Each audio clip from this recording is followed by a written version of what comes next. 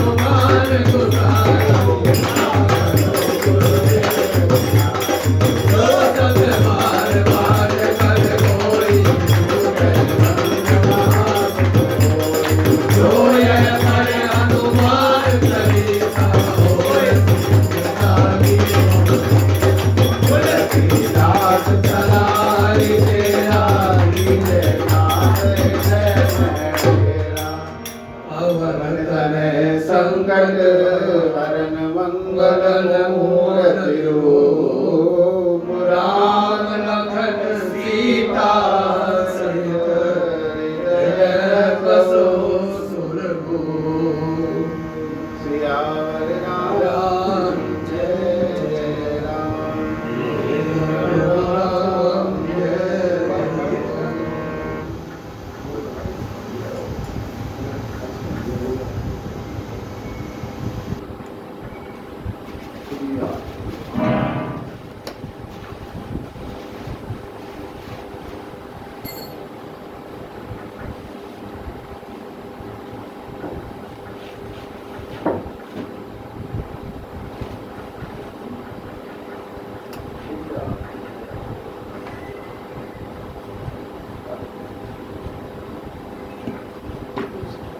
दशहरा वाले दिन 5 तारीख को यहाँ हवन है।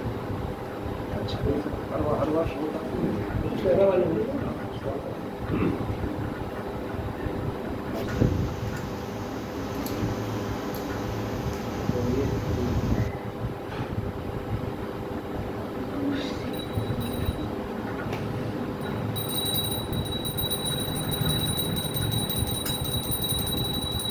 अभी 4 तक तो पता ही है।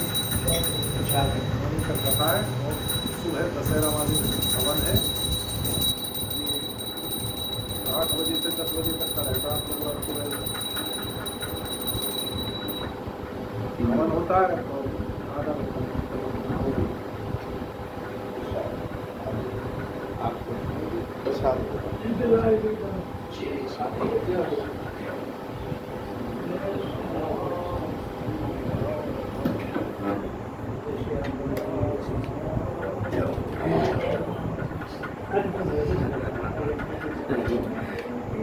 जय